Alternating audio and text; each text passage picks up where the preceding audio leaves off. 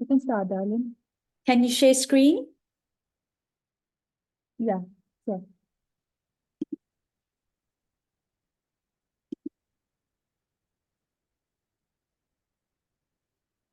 Yeah, you're good to go. Thank you.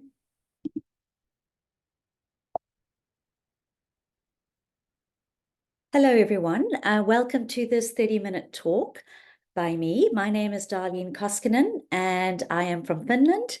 And I am extremely passionate about getting early learners moving and moving well and using simple equipment. And I'm delighted to be able to share all of my fun ideas with you today. So what I would like to speak to you about briefly first is the physical maturity and the concentration span of early learners. And then I will talk about the equipment, as well as show you some videos of some great movement ideas. So lots in store for you. But first, I'd like to discuss the movement journey. So under the age of 3, that is when the children are not so physically mature. They're doing a lot of playing and exploring. But between the ages of 3 and 7 or 8, this is when children's brains are optimized for learning and are going to benefit greatly from teacher-led movement activities as well as play-based. After the age of 9, often when there are learning difficulties, remedial instruction is then required. So I do have my own movement program called Moov Kids, and these are the focus areas that I am really focusing on. So static balance, dynamic balance, axial stability, locomotive skills, manipulative skills, and spatial awareness. And you can see I have given you a few ideas of what comes under those skill titles. So by ensuring children do a wide variety of movement activities from all of these areas, they will then be developing all-round body coordination and balance. So movement 2 to 3-year-olds. The focus is mainly on manipulative and locomotive skills. Their bodies are not yet physically ready for learning more complex skills. So there's a lot of play involved, and they are exploring mostly with their hands. And of course, we facilitate a lot of play by providing fun equipment for them to enjoy. For 4 to 5-year-olds, children at this age can listen and follow through with some instructions. They are then a little bit more physically mature. They're able to focus and concentrate longer. Teacher-led movement is great for this age, and the children just soak it up like sponges. And handheld equipment makes the learning of movement so much more exciting and engaging. And we can use a lot of creative play, and through movement, as you know, children are learning turn-taking, patience, compassion, and so on. For the 6 to 7-year-olds, well, they are ready to learn even more complex movement. They're more physically mature, they can focus and concentrate. You can give them 2 or 3 instructions and they're able to follow through. And it is by 7 or 8 that children should be competent with doing core movement skills such as running, jumping, balancing, hopping, throwing, catching, and so on. But first, I would like to talk about balls. So in my gym, I have 4 to 5 different size balls that I use for a wide range of activities. And it's really useful to have this many different size balls, but not essential. So, you know, for indoor play, the bouncy balls that you know are going to bounce up to your hands are ideal for throw and catch and for learning to bounce. For the 2 to 3-year-olds, I like to use the bigger balls so they have a better chance of catching them. 4 to 5-year-olds, you can reduce the size if you like. For 6, 7-year-olds, I start to challenge them and I start to introduce smaller balls, which are more challenging to catch and to throw and to also, you know, keep their eyes on as they're coming towards them. And in the 2 to 3-year-olds, it's more about exploring ball skills. So just managing to propel a ball into the air is all that I would expect. Or throwing a ball down hard. And then I use sound effects like, oh, how hard can you throw the ball? And how high can you throw the ball? Use your voice, use sound effects. And at this age, it's perfectly normal for little ones to catch balls against their body. For 4 to 5-year-olds, they are then learning to throw to a target. So I really emphasize how to hold a ball. And when I'm doing ball skills for early learners, I really focus a lot on the underhand throw, so throwing upwards. This means that the ball moves slower, it's easier to throw to a target, and more manageable to catch. Also, at this age, they can start rolling to a partner or even throwing to a partner. But to be honest, at this age, I like to stand the children in a row, as you can see here in the photo, and I throw to each child one at a time, move to the next one, next one, next one. 6 to 7-year-olds, they become pretty competent and confident using balls, as they should. But of course, they're only going to be confident and competent if the ball skills are implemented when they are younger. It's by this age that they should be able to throw and catch balls well, to throw a ball in a variety of ways. They should be able to competently throw and catch with a partner, for example, throwing underhand, overhand, bounce and catch, maybe even the basketball throw. So as the children get older, so you can develop the ball skills. If no skills are introduced and they're only now at age 6, 7 trying to do ball skills, naturally they are at a disadvantage, and learning to do these ball skills is going to take longer. So early implementation of just throw and catch, getting the idea, introducing the movements is extremely important. So here is a video where I am showing you how I successfully implement ball skills. And because balls roll away, it's really important to monitor the teaching of ball skills really well. I always control my group when they are teaching balls. When they are doing ball skills.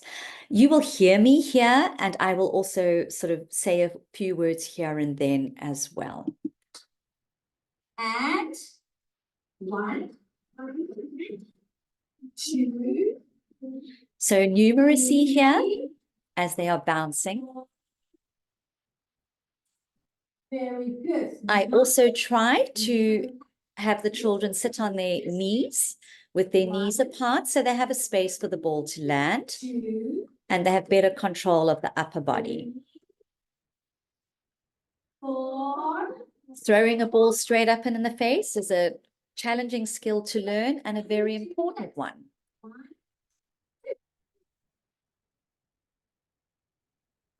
2. Ready?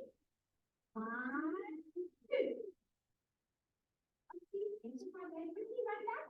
Ready? I like to make sure all children are ready before I do the skills in order for me to observe them properly. Come forward, and 1, 2. And I'm ready. Good. Stand up. Stand like this.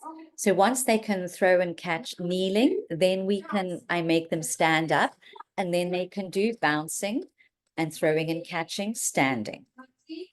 So just increasing the difficulty. And children are learning velocity, so how hard to push the ball down in order for it to come up to their hands. And I encourage them to wait for the ball to come up to their hands.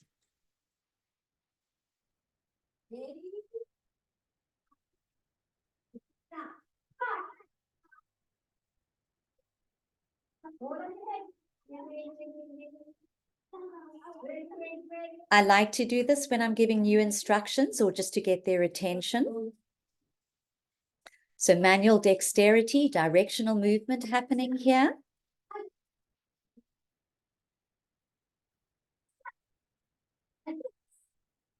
And now, like this way, change hands. This is an excellent crossing the midline activity for children to do.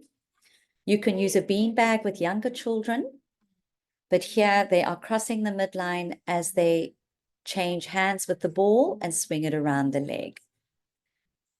If a child is struggling to do this, I stand behind them and guide their hands. Like this. Now we're going to throw clap catch. Like this. So advancing the ball skills more, doing a throw clap catch.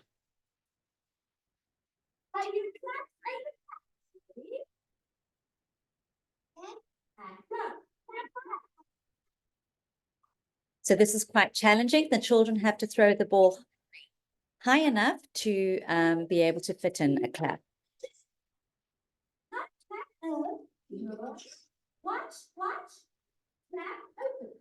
So clear demonstration and instruction is crucial. Ready? Ball in front, throw straight up. Clap open.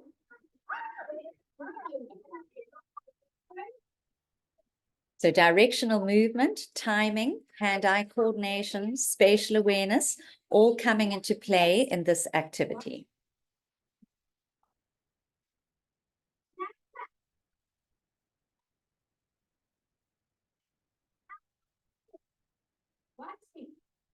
I'm going to say.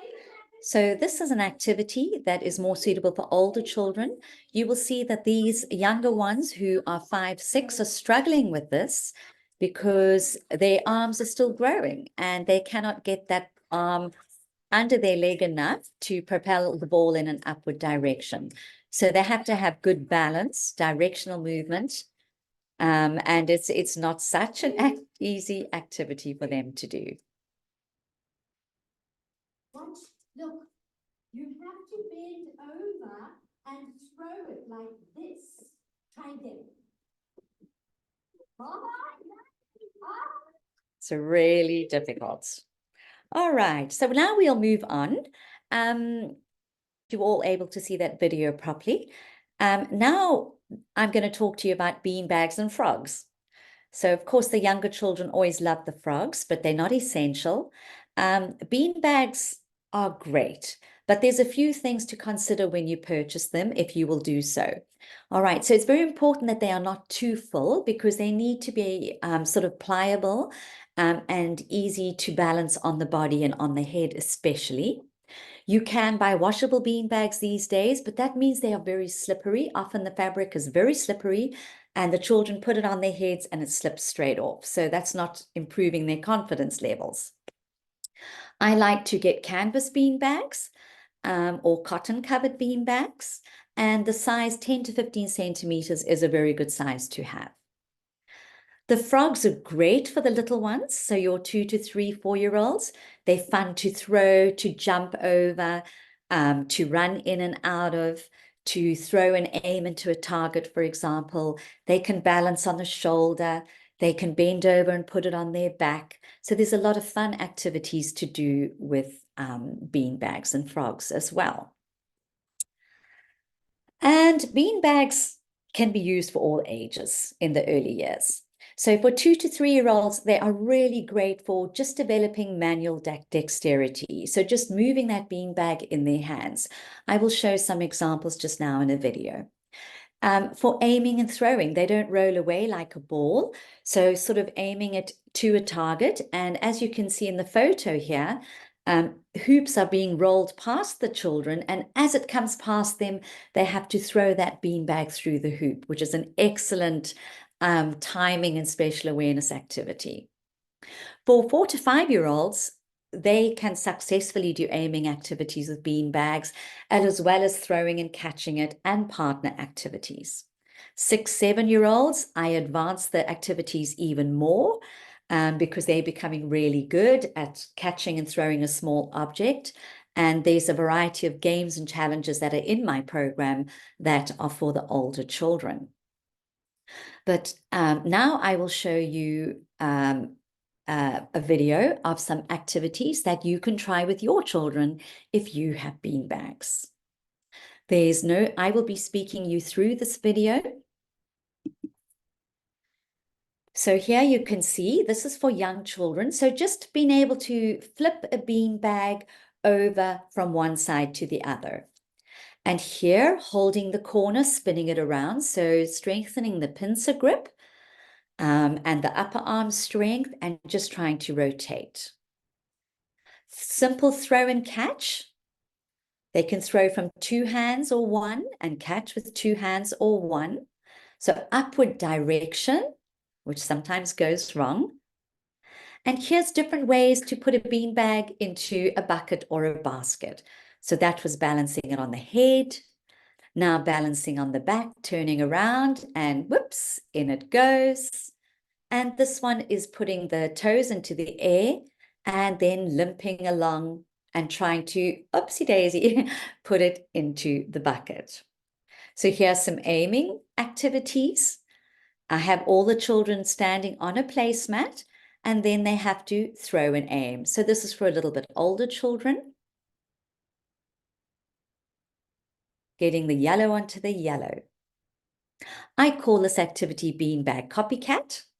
So one is the leader and the other one has to follow the movements. This is great for your sort of 5 to 7-year-olds. And here I'm doing what I call zigzag beanbag throw and catch. So there is quite a wide variety of movement activities there for you with beanbags. Sorry that the video goes a little bit fast. I was trying to cram in quite a lot of activities for you there. So when you are purchasing hoops, there's a lot to consider. I love hoops. There are a wide variety of activities you can do. And I would say out of all of my equipment, the hoops are my favorite and I use them the most. So when you are buying hoops, it is useful to have 3 different sizes. Please consider the quality when you are purchasing. Very hard plastic hoops are not so good. So always see if you can find sort of a better quality, softer plastic. The harder plastic, heavy ones, if thrown and they hit a child, it can sometimes hurt. Age-appropriate size, for 2 to 3-year-olds, 40-centimeter hoops are ideal. So that would be more the red one you see in the middle. For 4 to 5-year-olds, 50-centimeter hoops, and 6 to 7-year-olds, 60 to 70-centimeter hoops. And then if you would like, I have these small activity rings. They're about the size of a side plate. And this allows for a lot of fun activities, especially for your younger children. So once again, having 3 different size hoops is valuable for your different ages, and it enables you to do activities with size-appropriate equipment. Okay, so hoop activities for all. Activities to develop manual dexterity. So there's quite a lot of activities where you can turn the hoop over, you can rotate it, you can spin it. For your 4 to 5-year-olds, they should be able to move the hoop more confidently and do partner activities, and the same with the 6 to 7-year-olds. I will now show you a video so that you can get a few ideas to do with your children. So here you can see the younger ones are just trying to step in those hoops or run in them. So that's spatial awareness. And here they are turning. So this is manual dexterity that they are developing by trying to turn it around. And here they're running in and out of small hoops. So this is a learned activity. It's a crossing the midline activity. So important for all children to learn. Here they're learning to do locomotive movement using the hoop by hanging it on their neck.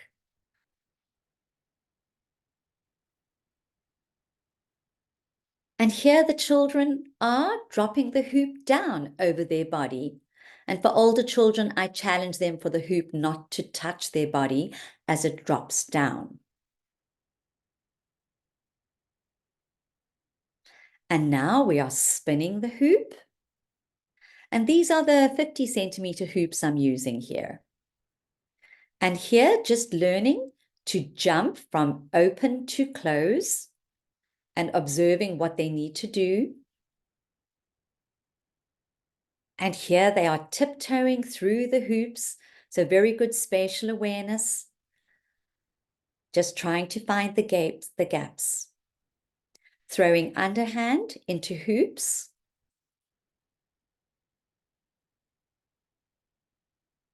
And skipping with the hoop. And this can be done forwards, backwards, and sideways.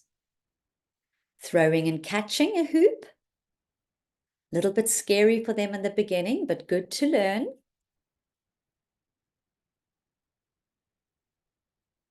Rolling a hoop. So the faster they roll, the straighter that hoop goes. These are all great activities.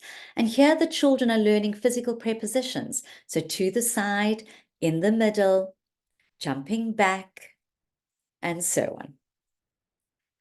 All right, so now I've got to go a little bit quicker because I'm running out of time. But now I'm going to talk about ropes, and having suitable size ropes is very important. So ropes that are 200 to 220 centimeters in length. And then I also use a very long rope. As you can see, the yellow-orange. In my program, there are quite a few activities using a long rope, and the children really enjoy those too. So different colors ropes are great for movement as well. As you can see in the photo, manual dexterity for ropes, creating shapes with the ropes. Here they're twirling, lying the ropes in lines. There's activities to do, but I think I will move on to the video because then you can see what they are and get a few ideas, just using ropes. So here we're folding the rope and then we are counting it. So introducing numeracy through movement. So they're copying me as I fold, and then they're counting how many lengths of rope they have. And then we fold it again, and they once again count how many lengths, how many pieces of rope are in front of them. And then they're putting it under their chin as a way to put their ropes away. So there's lots of fun ways to transition with equipment as well. Now, just a rope on a floor with a placemat. And here they're jumping over side to side, backwards and forwards. Skipping with the rope. Very important skill for children to learn as well. If the rope is too long, they move their hands down. Here they are making what I call a twirly-whirly, manual dexterity, directional movement, and trying to work out how best to roll that rope, coil of rope in. And here, just a few ropes in a line allows for a lot of fun activities as well. Running forward, sideways, over, jumping and turning in the spaces. And one long rope activity. So this is spatial awareness, just knowing when to jump over. So learning timing as well with that fun activity. Awesome. And very important to have placemats and cones because this keeps the children in their space and it's always good for them to run, switch for locomotive movement, moving from their mat to their cone, as you can see here. This is other useful equipment that you can incorporate when you are teaching movement. But I have to end already. I want to say thank you for listening to me. And if ever you are looking for equipment guidance, an activity video resource, I also do speaking and workshops. Please do not hesitate to contact me.